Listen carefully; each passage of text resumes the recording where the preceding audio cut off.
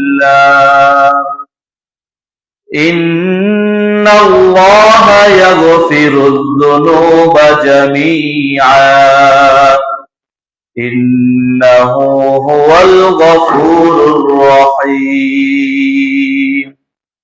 صلى الله تعالى عليه وعلى آله وأصحابه أجمعين আল্লাহ সুবহানাহু ওয়া তাআলার মহান দরবারে লাখ শুকরিয়া জ্ঞাপন করছি, যিনি আমাদেরকে দীর্ঘ একটি বছর অতিবাহিত করার পর নতুন বছরে প্রথম জুমায় সালাতুল জুমা আদায় করার জন্য মসজিদে আসার তৌফিক এনায়েত করেছেন। এই জন্য বলি আলহামদুলিল্লাহ। দরুদ ও সালাম বর্ষিত ইহকালীন জীবনে শান্তি এবং পরকালীন জীবনে জাহান্নাম থেকে মুক্তি সেই রাসূলের প্রতি সংক্ষিপ্ত আকারে দরুদ পেশ করি। সকলে বলি সাল্লাল্লাহু আলাইহি ওয়াসাল্লাম। সম্মানিত মুসল্লিয়ানে কেরাম, আপনারা জানেন যে 2025 সাল আমাদের কাছ থেকে বিদায় নিয়ে অতিবাহিত হয়ে গেছে, চলে গেছে। এখন আমরা পদার্পণ করেছি 2026 সালে। আজকে প্রথম জুমা। গত জুমায় আমরা এই বিষয়গুলো নিয়ে কথা বলেছিলাম। এই জন্য শুরুতে আজকেও দোয়া করি আল্লাহ রাব্বুল আলামিনের কাছে যে এই নতুন বছরকে সামনে রেখে যেন আমরা পূর্বের কৃতকর্মের জন্য আল্লাহর কাছে বেশি বেশি করে তওবা ইস্তেগফার করে নতুন বছরে নতুন ভাবে জীবনকে যেন আমরা কুরআন সুন্নাহর আলোকে সাজাতে পারি। আল্লাহ রাব্বুল আলামিন আমাদেরকে সেই তৌফিক দান করুন, আমিন। আজকে আমরা যে বিষয় নিয়ে কথা বলবো তা হচ্ছে ক্ষমা। আমরা প্রত্যেকদিন 5 ওয়াক্ত সালাতে যখন দাঁড়াই, সূরা ফাতিহা সবাই পাঠ করি না? সূরা ফাতিহার মধ্যেই কিন্তু আমরা আল্লাহকে বলি আর রহমানির রহিম। আল্লাহর কাছে ফিরে আসতে চাই, আল্লাহর কাছে কান্নাকাটি করে মাপ চাই। আল্লাহ, পূর্বে যা ভুল করেছি, যত পাপ করেছি, নতুন বছরে নতুন করে জীবনটাকে সাজাতে চাই। আল্লাহর কাছে যদি এইভাবে কেউ কান্নাকাটি করে ক্ষমা চায় খালেস অন্তরে, অবশ্যই আল্লাহ রাব্বুল আলামিন ওই ব্যক্তিকে ক্ষমা করে দেবেন। সুবহানাল্লাহ। দেখেন, আল্লাহ রাব্বুল আলামিন নিজেই বলছেন সূরা জুমার এর 53 নম্বর আয়াতের মধ্যে আল্লাহ রাব্বুল আলামিন ইরশাদ করছেন, কুল ইয়া ইবাদিয়াল্লাযীনা আসরাফু আলা আনফুসিহিম লা তাকনাতু মির রাহমাতিল্লাহ ইন্নাল্লাযীনা আসরাফু।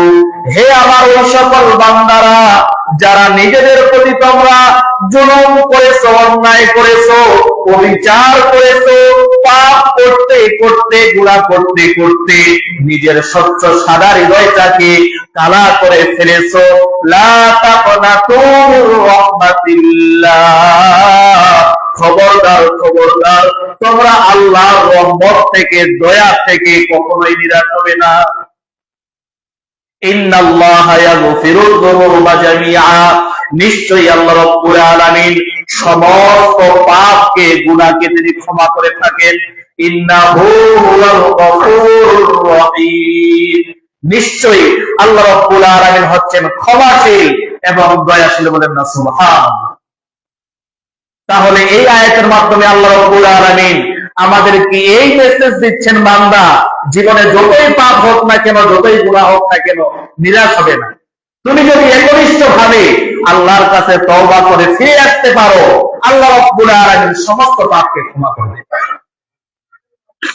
সম্মানিত উপস্থিতি, এই জন্য আমাদেরকে নতুন বছরকে সামনে রেখে আল্লাহর কাছে বেশি ভুলগুলো করেছিলাম, যেই গুনাহের সঙ্গে জড়িত ছিলাম, এই নতুন বছরের জন্য আর এগুলোর সঙ্গে আমি জড়িত না থাকি। আমার ঈমান, আমল সবকিছুই যেন ভালো হয়। সম্মানিত মুসলিয়ানে কেরাম, এই জন্য আল্লাহর কাছে ক্ষমা চাইলে, মাপ চাইলে অবশ্যই আল্লাহ ক্ষমা করবেন। আল্লাহ তাআলা নিরাশ হতে নিষেধ করেছে, নিরাশ হওয়া যাবে না। বুখারী মুসলিমের হাদিস দেখেন, বিশিষ্ট সাহাবী আবু হুরায়রা রাদিয়াল্লাহু আনহু থেকে বর্ণিত, তিনি বলেন, বনী ইসরাইলের যুগে এক ব্যক্তি খুবই পাপী ছিল। বনী ইসরাইলের যুগে এক ব্যক্তি, আমি যখন মারা যাব তোমরা আমার লাশটাকে আগুন দিয়ে জ্বালিয়ে পুড়িয়ে ছারখার করে আমার লাশের যে ছাইগুলো থাকবে এই ছাইগুলোকে তোমরা এক ভাগ পানির মধ্যে ছিটিয়ে দেবে, আরেক ভাগ স্থলভাগে বাতাসে উড়িয়ে দেবে। আমার লাশের ছাইগুলো যদি বাতাসের সঙ্গে মিশে যায়, পানির সাথে মিশে যায়, তাহলে আল্লাহ আমাকে আর ধরতে পারবেন না। তার ভয় এটা যে আমি এত পাপী, এত গুনাহগার, আল্লাহ যদি আমাকে একবার ধরতে পারেন তাহলে কিয়ামতে আল্লাহ রাব্বুল আলামিন আমাকে এত বেশি শাস্তি দিবেন, এত বেশি শাস্তি দিবেন, এরূপ শাস্তি আর অন্য কাউকে দিবেন না।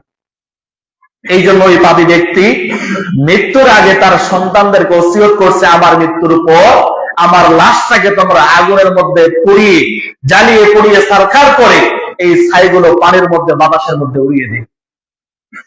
দেখা গেল ওই পাপী ব্যক্তি, গুনাহগার ব্যক্তি কিছুদিন পর মারা গেল। তার সন্তানেরা তার পিতার ওসিয়ত মোতাবেক লাশটাকে আগুনে জ্বালিয়ে পুড়িয়ে ছারখার করলো। এরপরে তার বাবার পুরানো লাশের সেই ছাইগুলোকে বাতাসের সঙ্গে উড়িয়ে দিল, পানির সঙ্গে সাগরে নিক্ষেপ করলো, ফেলে দিল। এইবার ওই ব্যক্তিকে আল্লাহ রাব্বুল আলামিন ধরতে সক্ষম কি সক্ষম নন? সক্ষম না? সক্ষম। আল্লাহ রাব্বুল আলামিন সাগরের পানিকে বললেন, হে সাগরের পানি, তোমার মধ্যে কি বলো? সাগরের পানি এবার আল্লাহকে জবাব দিচ্ছে, আল্লাহ, এই যে তোমার বান্দা এখানে। বাতাসকে আল্লাহ রাব্বুল আলামিন বলছেন, এই বাতাস, তোমার মধ্যে কি রয়েছে? বাতাস একই উত্তর দিচ্ছে, ইয়া রাব্বাল আলামিন, এই যে আপনার বান্দা এইখানে। এইবার আল্লাহ রাব্বুল আলামিন সেই ছাইগুলোকে একত্রিত করে ওই ব্যক্তিকে জীবিত করার পর আবার জিজ্ঞেস করলেন পাপী ব্যক্তিকে যে তুমি কেন এমনটা করলে? তোমার সন্তানদেরকে তুমি ওসিয়ত করেছিলে যে তোমার মৃত্যুর পর তোমার আপনি আমাকে এত শাস্তি দিবেন, এত শাস্তি দিবেন যে অন্য কাউকে আর এত বেশি শাস্তি দেবেন না, এই ভয়ে আমি আমার সন্তানদেরকে এই ওসিয়ত করেছি। আল্লাহু আকবার। এইভাবে যখন ওই ব্যক্তি বলল, আল্লাহ রাব্বুল আলামিন তখন ওই পাপী ব্যক্তি, গুনাহগার ব্যক্তিকে বলছেন, যাও, তুমি যেহেতু আমার ভয়ে এরূপ করতে বলেছিলে, যাও, আমার ভয় যেহেতু তোমার ভিতরে আছে, এই জন্য আমি আল্লাহ রাব্বুল আলামিন তোমাকে ক্ষমা করে দিলাম। বলেন সুবহানাল্লাহ। তাহলে দেখেন কত বড় পাপী ব্যক্তি, গুনাহগার ব্যক্তি, নিজেই নিজেকে আর ক্ষমা করতে পারছে না। তার ধারণা যদি আল্লাহ আমাকে একবার ধরতে পারে তাহলে আমাকে এত বেশি শাস্তি দেবেন যে আমার মতো আর কেউ শাস্তির সম্মুখীন হবে না। এরপর আল্লাহ রাব্বুল আলামিন তাকে ক্ষমা করে দিয়েছে। এই জন্য আল্লাহ রাব্বুল আলামিনের ক্ষমা, দয়া, এগুলো থেকে নিরাশ হওয়া যাবে না। আমরা 5 ওয়াক্ত সালাতের মধ্যে বৈঠকে যখন আমরা বসি অনেকগুলো দোয়া পড়ি না? তাশাহুদ পড়ি, দরুদ ইব্রাহিম পড়ি, দোয়া মাসুরা, বিভিন্ন দোয়া পড়ি না? এর মধ্যে একটা দোয়া আমরা সবসময় পড়ি না? আল্লাহুম্মা ইন্নী যালামতু নাফসি যুলমান কাসীরা ওয়া লা ইয়াগফিরুদ যুনুবা ইল্লা আনতা ফাগফিরলি মাগফিরাতাম মিন ইনদিক ওয়ারহামনি ইন্নাকা আনতাল গফুরুর রহিম। এই দোয়া পড়ি আমরা সবাই। এইখানেও কিন্তু আল্লাহ তাআলার দয়া আর ক্ষমার কথা রয়েছে। আজকের বক্তব্যের বিষয় আল্লাহর দয়া আর ক্ষমা। এই দোয়ার মধ্যেও এই দুইটা জিনিসের কথা রয়েছে। আমরা দোয়ার মধ্যে যখন এই দোয়াটা পাঠ করি তখন আমরা আল্লাহকে বলি, আল্লাহুম্মা ইন্নী যালামতু নাফসি যুলমান কাসীরা, হে আল্লাহ, যালামতু নাফসি, আমি জীবনে অনেক পাপ করেছি, যুলমান কাসীরা, অনেক জুলুম করেছি, অনেক পাপ করেছি, অনেক গুনাহ করেছি। লা ইয়াগফিরুয যুনুবা ইল্লা আনতা, এতগুলো পাপ, এতগুলো গুনাহ আপনি ছাড়া আর কেউ ক্ষমা করার নেই, আপনি ক্ষমা করতে পারেন। ফাগফিরলি মাগফিরাতাম মিন ইনদিক, আল্লাহ, তোমার দরবারে তো অনেক ক্ষমা রয়েছে, তুমি আমাকে ক্ষমা করে দাও। ওয়ারহামনি, আমার প্রতি দয়া করো, রহম করো। ইন্নাকা আনতাল গফুরুর রহিম, আল্লাহ, আপনি হচ্ছেন ক্ষমাশীল, আপনিই হচ্ছেন দয়াশীল। বলুন সুবহানাল্লাহ। এইভাবে আমরা আল্লাহর কাছে দোয়া করি। এই জন্য সকলের প্রতি উদারত আহ্বান থাকবে, আমরা সালাতে যে দোয়া কালামগুলো পাঠ করি এগুলো যেন একটু ধীর স্থির ভাবে পাঠ করি। অনেকে দেখা যায় খুব তাড়াহুড়া করে পাঠ করে, না, ধীর স্থির ভাবে পাঠ করবেন। আপনি অর্থ বুঝেন আর না বুঝেন, এটা ভাববেন যে আমি আল্লাহর কাছে দোয়া করছি, আমি আল্লাহর কাছে ক্ষমা চাচ্ছি। অতএব দোয়া করতে গিয়ে, ক্ষমা চাইতে গিয়ে আমরা যেন কখনো তাড়াহুড়া না করি। আপনি দোয়ার অর্থ বুঝতে না পারলেও আপনি ধীর স্থির ভাবে সুন্দর করে এই দোয়াগুলো পাঠ করবেন। সম্মানিত মুসল্লিয়ানে কেরাম, বলছিলাম আল্লাহ তাআলার দয়া ও ক্ষমার কথা। আল্লাহ তাআলার দয়া ও ক্ষমা সীমাহীন, এর কোনো সীমা নাই। দেখেন বুখারী মুসলিমের আরেকটা হাদিস, আবু হুরায়রা রাদিয়াল্লাহু আনহু বলছেন, রাসূল সাল্লাল্লাহু আলাইহি ওয়াসাল্লাম বলেছেন, ইন্না লিল্লাহি মিয়াতা রাহমাতিন, নিশ্চয়ই আল্লাহ রাব্বুল আলামিনের 100টা দয়া রয়েছে। 100টা, কয়টা? 100টা দয়া রয়েছে। এই 100টা দয়ার মধ্য থেকে একটা রহমতকে, একটা দয়াকে আল্লাহ রাব্বুল আলামিন মানুষ সহ পৃথিবীর বুকে যত প্রাণীকুল রয়েছে সমস্ত প্রাণীকুলের মাঝে তার একটা দয়াকে, রহমতকে ভাগ বন্টন করে দিয়েছে। সুবহানাল্লাহ। সেই একটা দয়ার কারণে, রহমতের কারণে পিতামাতা তার সন্তানকে এত বেশি ভালোবাসে, সন্তান তার পিতামাতাকে এত বেশি ভালোবাসে, স্বামী তার স্ত্রীকে এত বেশি ভালোবাসে, স্ত্রী তার স্বামীকে এত বেশি ভালোবাসে, বন্ধু বান্ধব আত্মীয় স্বজন একজন আরেকজনকে এত বেশি ভালোবাসে। কয়টা দয়ার কারণে? একটা দয়ার কারণে। শুধু মানুষ নয়, যত প্রাণীকুল রয়েছে, একটা গরু তার বাছুর ছানাকে ভালোবাসে না? একটা ছাগল তার বাচ্চাকে ভালোবাসে না? একটা কুকুর সেও তার বাচ্চাকে ভালোবাসে, কি বাসে কি বাসে না? কয়টা দয়ার কারণে? একটা দয়ার কারণে। আল্লাহ নবী সাল্লাল্লাহু আলাইহি ওয়াসাল্লাম বলছেন, আল্লাহ তাআলার 100টা দয়া রয়েছে, রহমত রয়েছে, এর মধ্য থেকে একটা দয়াকে, রহমতকে আল্লাহ রাব্বুল আলামিন মানুষ, জিন সহ পৃথিবীতে যত প্রাণীকুল রয়েছে সমস্ত প্রাণীকুলের মধ্যে ভাগ বন্টন করে দিয়েছেন। সুবহানাল্লাহ। আল্লাহর কাছে আছে কয়টা? এখনো 99টা। তো যেই একটা দয়ার কারণে মানুষ এবং সমস্ত প্রাণীকুল একজন আরেকজনকে এত বেশি ভালোবাসে, যেই আল্লাহর কাছে এখন পর্যন্ত 99টা দয়া রয়েছে, রহমত রয়েছে, সেই আল্লাহকে তার দয়া দিয়ে, তার রহমত দিয়ে, তার মাগফিরাত দিয়ে, তার ক্ষমা দিয়ে আমাদের সমস্ত বান্দাকে ক্ষমা করতে পারেন কি পারেন না? অবশ্যই পারেন। এই জন্য বলছিলাম, আল্লাহ বলছেন, লা তাকনাতু মির রাহমাতিল্লাহ, হে আমার বান্দাগণ, তোমরা আমার দয়া থেকে, আমার রহমত থেকে কখনো নিরাশ হবে না। ইন্নাল্লাহা ইয়াগফিরুয যুনুবা জামিআ, নিশ্চয়ই আল্লাহ রাব্বুল আলামিন সমস্ত মানুষকে, সমস্ত পাপকে ক্ষমা করতে সক্ষম। ইন্নাহু হুয়াল গফুরুর রহিম, আল্লাহ হচ্ছেন ক্ষমাশীল, আল্লাহ হচ্ছেন দয়াশীল। সম্মানিত উপস্থিতি, এই জন্য বলছিলাম মানুষ মাত্রই ভুল। আমরা জীবনে অনেক ভুল করি, অনেক পাপ করি, কিন্তু আল্লাহর কাছ থেকে কখনো নিরাশ হওয়া যাবে না। আল্লাহ নবী সাল্লাল্লাহু আলাইহি ওয়াসাল্লাম বলছেন, আনাস বিন মালিক থেকে বর্ণিত, নবী সাল্লাল্লাহু আলাইহি ওয়াসাল্লাম বলছেন, কুল্লু বানি আদম খাত্তাউন ওয়া খায়রুল খাত্তাইনা তাওয়াবুন, প্রত্যেকটা আদম সন্তান হচ্ছে ভুলকারী, পাপী। আদমের প্রত্যেকটা সন্তান সে ভুল করবে। আর ভুলকারীদের মধ্য থেকে, পাপীদের মধ্য থেকে আল্লাহর কাছে সর্বশ্রেষ্ঠ তারাই আত-তাওয়াবুন, যারা আল্লাহর কাছে ফিরে আসে, তওবা করে, বলেন সুবহানাল্লাহ। তাহলে ভুল হওয়া এটা স্বাভাবিক। ভুল আদমও করেছিল, ভুল ইবলীসও করেছিল। আদম আলাইহিস সালাতু ওয়াস সালাম ভুল করার পর আল্লাহর কাছে ক্ষমা চেয়েছেন কি চান নাই? চেয়েছে। পক্ষান্তরে শয়তান ইবলীস, সেও যখন ভুল করেছিল, সে কি আল্লাহর কাছে ক্ষমা চেয়েছিল? সে আল্লাহর কাছে ক্ষমা চায়নি। এই জন্য মনে রাখবেন, ভুল করা এটা মানুষের স্বভাব। ভুল থেকে ফিরে আসা, আল্লাহর কাছে ক্ষমা চাওয়া, এটা মুমিনের স্বভাব, মুমিনের গুণ বৈশিষ্ট্য। আর ভুলের উপর অটল থাকা, ভুল থেকে ফিরে না আসা, অবিচল অবিরাম পাপ করেই যাওয়া, এটা হচ্ছে শয়তান ইবলিসের স্বভাব।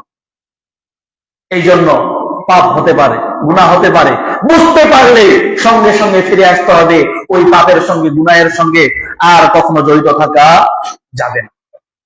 আল্লাহ নবী সাল্লাল্লাহু আলাইহি ওয়াসাল্লাম তিনি এমন, আল্লাহ নবী সাল্লাল্লাহু আলাইহি ওয়াসাল্লাম আল্লাহর কাছে কান্নাকাটি তওবা ইস্তেগফার করতেন না করতেন না? করতেন। অথচ তার জীবনের আগের পরের সমস্ত ভুল ত্রুটি আল্লাহ আগেই ক্ষমা করে দিয়েছেন। আল্লাহ নবী সাল্লাল্লাহু আলাইহি ওয়াসাল্লামের সমস্ত ভুল ত্রুটি ক্ষমা করে দেওয়া সত্ত্বেও আল্লাহর নবী আল্লাহর কাছে বেশি বেশি করে তওবা ইস্তেগফার করতেন। রাত্রি জেগে ইবাদত করতেন। রাত্রি জাগরণ করে ইবাদত করার কারণে সালাতে যখন তিনি দীর্ঘ সময় থেকে দাঁড়িয়ে থাকতেন, তার পা পর্যন্ত ফুলে যেত। সাহাবায়ে কেরাম তখন বলতেন, ইয়া রাসূলুল্লাহ, আল্লাহ রাব্বুল আলামিন আপনার তো আগের পরের সমস্ত ভুল ত্রুটি ক্ষমা করে দিয়েছেন, তারপরেও আপনি এত কষ্ট করছেন। আল্লাহ নবী সাল্লাল্লাহু আলাইহি ওয়াসাল্লাম সাহাবীদেরকে একটাই উত্তর দিলেন, আফালা আকুনা আবদান শাকুরা, আল্লাহ আমাকে ক্ষমা করেছে, এর মানে কি আমি আল্লাহর কৃতজ্ঞ বান্দা হব না? আমি কি আল্লাহর ইবাদত করব না? আল্লাহর কাছে তওবা ইস্তেগফার কান্নাকাটি করব না? আমি কি আল্লাহর কৃতজ্ঞ বান্দা হব না? বলেন না সুবহানাল্লাহ। নবীর সমস্ত ভুল ত্রুটি আল্লাহ ক্ষমা করে দেওয়া সত্ত্বেও নবী এত এত ইবাদত করতেন, রাত্রি জাগরণ করতেন, তাহাজ্জুদ করতেন, আল্লাহর কাছে দোয়া করতেন, কান্নাকাটি করতেন। তাহলে আমাদের আরো কত বেশি করা উচিত। এই জন্য আল্লাহ নবী সাল্লাল্লাহু আলাইহি ওয়াসাল্লাম বললেন যে প্রত্যেকটা মানুষ, প্রত্যেকটা আদম সন্তান হচ্ছে ভুলকারী, পাপী। আর এই ভুলকারী পাপীদের মধ্যে সর্বোত্তম তারাই যারা আল্লাহর কাছে তওবা ইস্তেগফার করে, কান্নাকাটি করে ভুল থেকে ফিরে আসে। সম্মানিত উপস্থিতি, এই জন্য বলছিলাম আদম আলাইহিস সালাতু ওয়াস সালাম তিনি ভুল করে ফিরে এসেছিলেন। ভুল করা মানুষের স্বভাব, ভুল থেকে ফিরে এসে তওবা করা, কান্নাকাটি করা মুমিনের স্বভাব। আর ভুলের উপর অটল থাকা, অবিচল থাকা, এটা হচ্ছে শয়তান ইবলিসের স্বভাব। আদম আলাইহিস সালাতু ওয়াস সালাম তিনি যখন ভুল করলেন, তিনি কি আল্লাহর কাছে ক্ষমা চাননি? চেয়েছিলেন।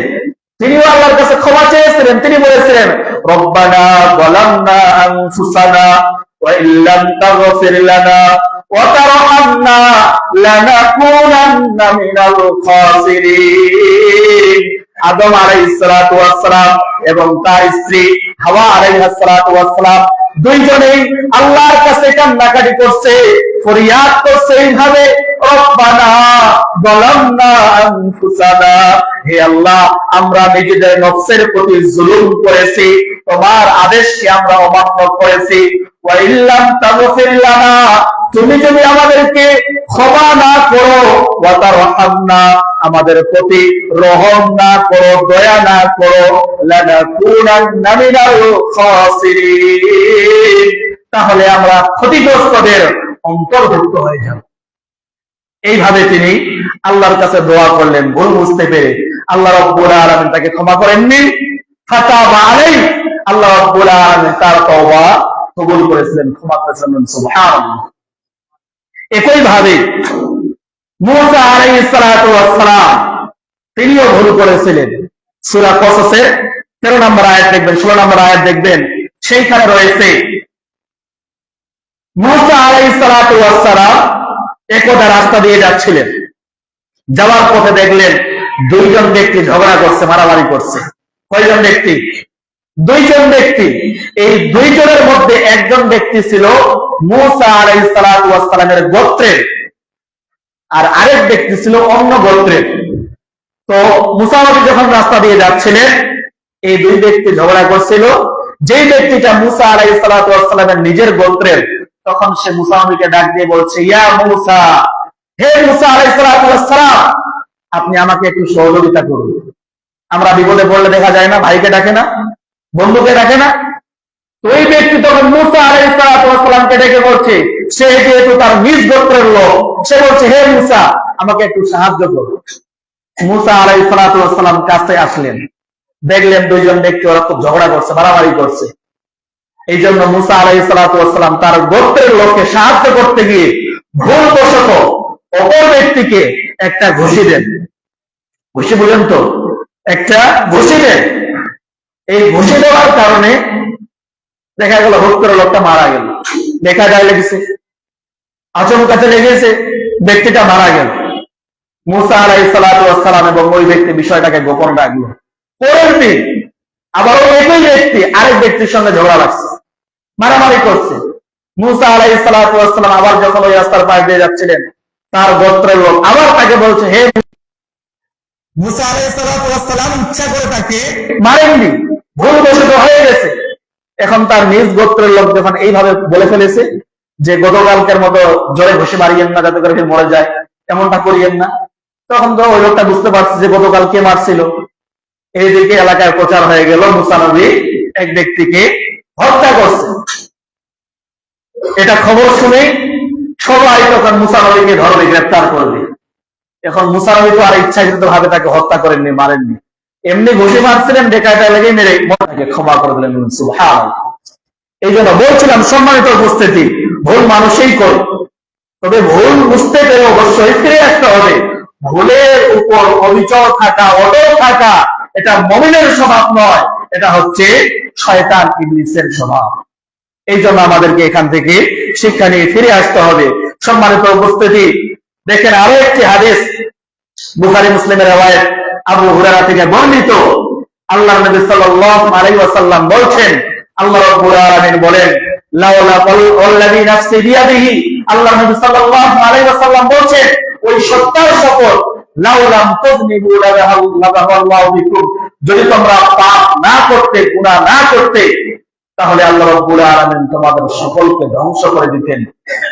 লাজাবে কওমিন, এমন একটা সম্প্রদায়কে তিনি নিয়ে আসতেন, ইউযনিবুন, যারা পাপ করত, ফায়াস্তাগফিরুন আল্লাহ, আল্লাহর কাছে ক্ষমা চাইতো এবং আল্লাহ রাব্বুল আলামিন তাদেরকে ক্ষমা করে দিতেন। সুবহানাল্লাহ। এই জন্য ভুল মানুষের হবে, পাপ মানুষের হবে, দুই হাতে সংশোধন করি। সম্মানিত উপস্থিতি, তাই আসুন আল্লাহর কাছে আমরা বেশি বেশি করে তওবা ইস্তেগফার করি, আল্লাহর পথে ফিরে আসি। আল্লাহর পথে ফিরে আসলে, ভালো আমল করলে অবশ্যই এর মাধ্যমে আমরা পরকালে নাজাত পেতে পারবো।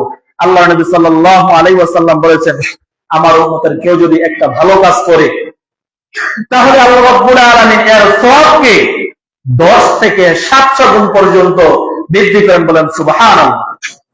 কুরআনে এই সম্পর্কে রয়েছে আয়াত, মান জা বিল হাসানাতি ফালাহু আশরু আমসালিহা, যে ব্যক্তি একটা ভালো কাজ করবে, একটা সওয়াবের কাজ করবে, আল্লাহ রাব্বুল আলামিন তাকে 10 গুণ করবেন। কেমনে বৃদ্ধি হবে দেখেন না, একটু খেয়াল করে দেখেন। আজ থেকে 50 বছর আগে আপনার বাপ চাচারা, আপনার দাদারা যেই জমা জমি 10 টাকা 20 টাকা দিয়ে বিক্রি করেছিল, 100 টাকা দিয়ে বিক্রি করেছিল, ওই জায়গা জমির দাম আজকে লাখ লাখ কোটি কোটি টাকা না কি, তাই না? আজ থেকে 50 বছর আগে মাত্র 100 টাকা ছিল। 50 বছর আগে যেই জমির দাম 100 টাকা ছিল, সেই জমি আজকে কোটি কোটি টাকা হয়ে গেছে।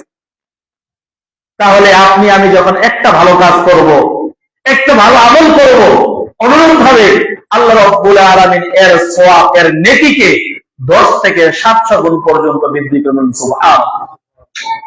এই জন্য সম্মানিত উপস্থিতি, নিজের কৃতকর্মের কারণে বা পাপের কারণে, ভুলের কারণে, গুনাহের কারণে কখনো আল্লাহর রহমত থেকে নিরাশ হওয়া যাবে না।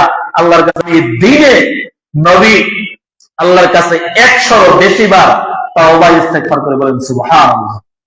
রাসূল যদি বেশি বেশি তওবা ইস্তেগফার করে, তাহলে আমাদের আরো কত বেশি করা উচিত।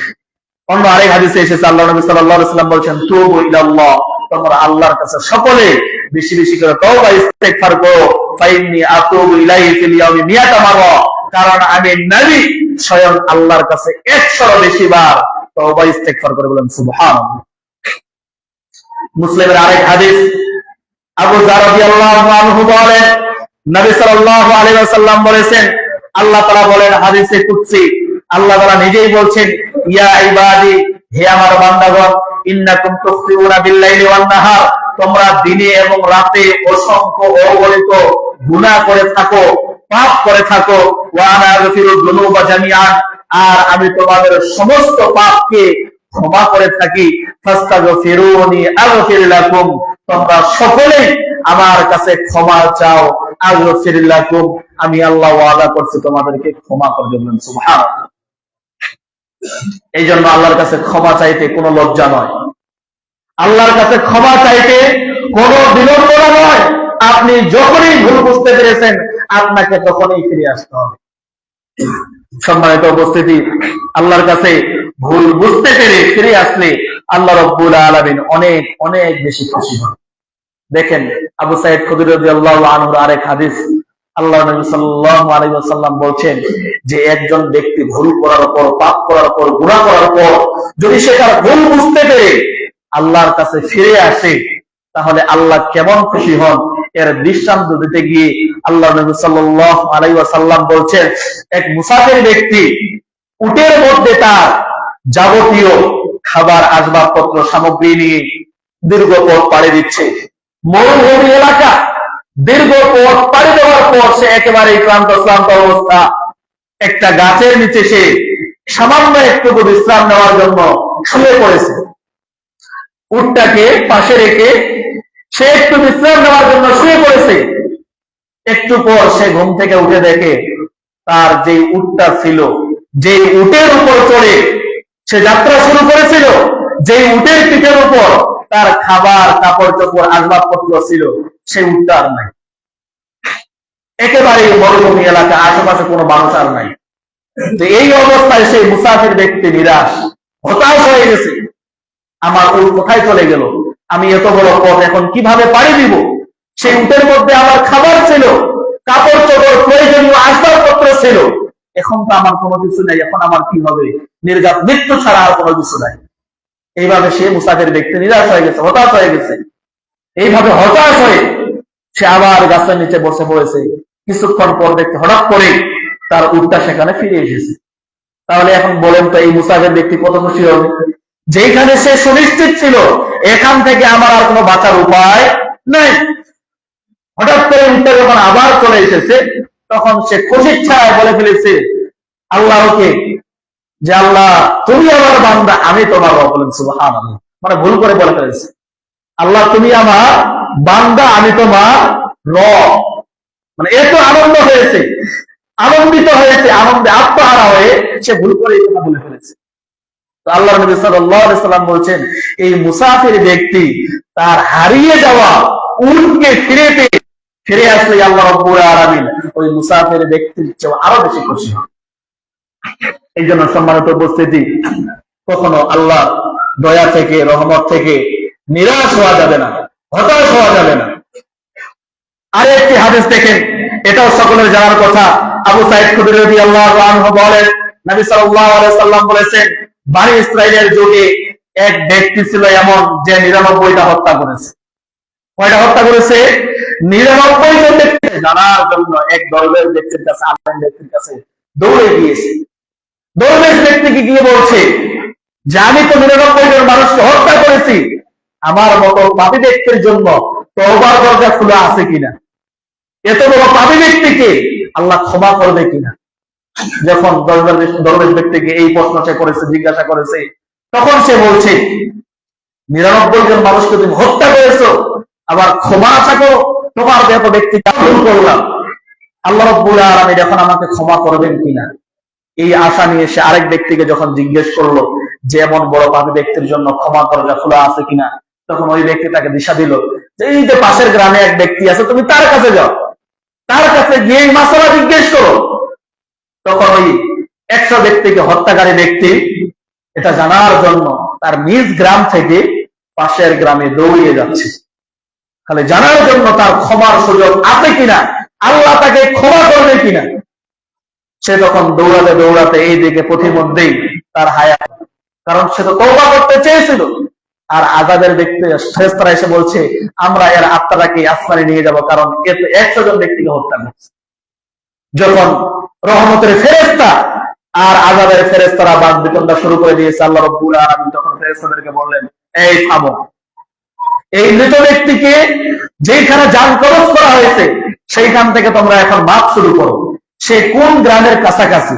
সে কি তার নিজ গ্রামের কাছাকাছি, নাকি সে যেই গ্রামে যাওয়ার জন্য বের হয়েছিল সেই গ্রামের কাছাকাছি? এইবার ফেরেশতারা মাপ যোগ করে দেখছে ওই মৃত ব্যক্তি যেই গ্রামের উদ্দেশ্যে রওনা দিয়েছিল সেই গ্রামের সে কাছাকাছি। এই জন্য হতাশ নয়, নিরাশ নয়, পাপ যতই হোক না কেন, গুনাহ যতই হোক না কেন, আল্লাহর কাছে খাঁটি নিয়তে খাঁটি অন্তরে তওবা করতে পারলে অবশ্যই আল্লাহ রাব্বুল আলামিন ক্ষমা করবেন। মনে রাখবেন, মৃত্যু আসার আগ পর্যন্ত তওবার সুযোগ আছে। মৃত্যু আসার আগ পর্যন্ত তওবার সুযোগ আছে।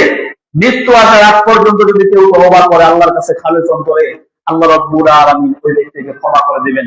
এখন কথা হচ্ছে, কার কখন মৃত্যু আসবে আমরা তো কেউ জানি না। জানি কেউ? কেউ জানি না কার কখন মৃত্যু আসবে। গতকালকেরই তো মনে ঘটনা, ওই যে নতুন ঘোষের বন্দরে বাস অ্যাক্সিডেন্ট হলো না, হয়তো বা একজন না দুইজন ব্যক্তি মনে হয় নিহত হয়েছে, আবার অনেকেই আহত হয়েছে। আপনি চলতে ফিরতে উঠতে বসতে কখন কার যান বের হয়ে যাবে আমরা কেউ জানি না। মৃত্যুর আগ পর্যন্ত তওবার সুযোগ আছে, আর মৃত্যু কখন আসবে এটা যেহেতু আমরা কেউ জানি না, অতএব সদা সর্বদা আমাদেরকে বেশি বেশি করে তওবা ইস্তেগফার করতে হবে, আল্লাহর কাছে ক্ষমা চাইতে হবে। এই আশা কখনোই করা যাবে না আমার তো বয়স 25 বছর, 30 বছর, 40 বছর, এখনো তো চুল দাড়ি পাকে নাই, এখনো তো সন্তানেরা বড় হয় নাই, সন্তানের তো এখনো বিয়ে শাদী দেই নাই। অতএব যখন বুড়া হব, বয়স যখন 60-70 হয়ে যাবে, যখন বিছানায় পড়ে থাকবো, আর চলতে পারবো না, ফিরতে পারবো না, তখন আল্লাহর কাছে তওবা ইস্তেগফার করব, এই আশা করাটা পুরাটাই বোকামি। কারণ আপনি 60 বছর 70 বছর হায়াত পাবেন, এর কোনো গ্যারান্টি আছে? আমি 70 বছর বেঁচে থাকবো, এর কোনো গ্যারান্টি আছে? কোনো গ্যারান্টি নেই। চোখের পাতা পলক ফেললেই আবার খুলতে পারবো কিনা এরও কোনো গ্যারান্টি নেই। আপনি খাবার হাতে নিয়েছেন, মুখে তুলে দিবেন, মুখ পর্যন্ত তুলতে পারবেন, এর কোনো গ্যারান্টি আছে? কোনো গ্যারান্টি নেই। আপনি বাড়ি থেকে বের হয়েছেন আপনার কর্মস্থলে যাওয়ার জন্য, বেশি করে তওবা ইস্তেগফার করতে হবে। আমরা যদি আল্লাহর কাছে জীবন থাকতেই তওবা ইস্তেগফার করে ক্ষমা নিতে না পারি, মৃত্যু যখন চলেই আসবে, মালাকুল মউত যখন চলেই আসবে, তখন যদি আমরা আল্লাহর কাছে ক্ষমা চাই, মাপ চাই, তখন কিন্তু সেই তওবা আর কোনো কাজে আসবে না। দেখেন আল্লাহ রাব্বুল আলামিন কি বলছেন সূরা মুমিনুন 23 নম্বর সূরার 99 এবং 100 নম্বর আয়াত। আল্লাহ রাব্বুল আলামিন বলছেন, হাত্তা ইযা জাআ আহাদাহুমুল মাউত ক্বালা রাব্বিরজিউন, মানুষের কাছে হঠাৎ করে যখন মৃত্যুটা চলে আসে, মানুষ যখন মালাকুল মাউতকে সচক্ষে দেখতে পায়, তখন মানুষ বলে রাব্বিরজিউন, আল্লাহ আমাকে আরেকবার সুযোগ দেন, আল্লাহ আমাকে আরেকবার সুযোগ দেন, লাআল্লি আ'মালু সালিহান ফীমা তারাকতু, এতদিন আমি যেই ভালো আমলগুলো করিনি, সৎ আমলগুলো করিনি, এগুলো যেন আমি করতে পারি, আমাকে আরেকবার সুযোগ দেন। আল্লাহ ধমকের স্বরে বলবেন, কাল্লা, কখনোই নয়, তোমাকে আর সুযোগ দেওয়া হবে না। সূরা ফাতিরের 37 নম্বর আয়াত খুলে দেখেন, সেখানে বলা হচ্ছে, আল্লাহ রাব্বুল আলামিন বলবেন, আওয়ালাম নুআম্মিরকুম মা ইয়াতাযাক্কারু ফীহি মান তাযাক্কার ওয়া জাআকুমুন নাযীর, তোমাদের কাছে নবী রাসূল এসেছিল, তোমাদের কাছে সতর্কবাণী এসেছিল, তোমাদেরকে তো আমি জীবন দিয়েছিলাম, সেই জীবনে তোমরা কেন আমল করনি, কেন উপদেশ গ্রহণ করনি? সম্মানিত উপস্থিতি, এই জন্য বলছিলাম আমাদেরকে সদা সর্বদা তওবা ইস্তেগফারের মধ্যে লেগে থাকতে হবে। মৃত্যু আসলেই, মালাকুল মাউত আসলেই, ওই সময় আল্লাহর কাছে কান্নাকাটি করে ফরিয়াদ করে আর কোনো লাভ হবে না। ওই সকল ব্যক্তির জন্য তওবার দরজা খোলা নেই যারা আজীবন পাপ করতেই থাকে, পাপ করতেই থাকে, পাপ করতেই থাকে, আর যখন মালাকুল মাউত, মৃত্যুর ফেরেশতা তার সামনে চলে আসে, তখন সে বলে, ইন্নী তুবতুল আন, আল্লাহ আমি ভালো হয়ে গেলাম, তোমার কাছে ক্ষমা চাচ্ছি। আল্লাহ বলছেন এদের জন্য তওবার দরজা আর খোলা থাকবে না। যদি এদের জন্য তওবার দরজা খোলা থাকতো, তাহলে ফেরাউনের তওবাও কবুল হতো, ফেরাউনের তওবা কবুল হতো। ফেরাউন কি আল্লাহর কাছে তওবা করে নাই? সেও তওবা করেছিল। কোন সময়?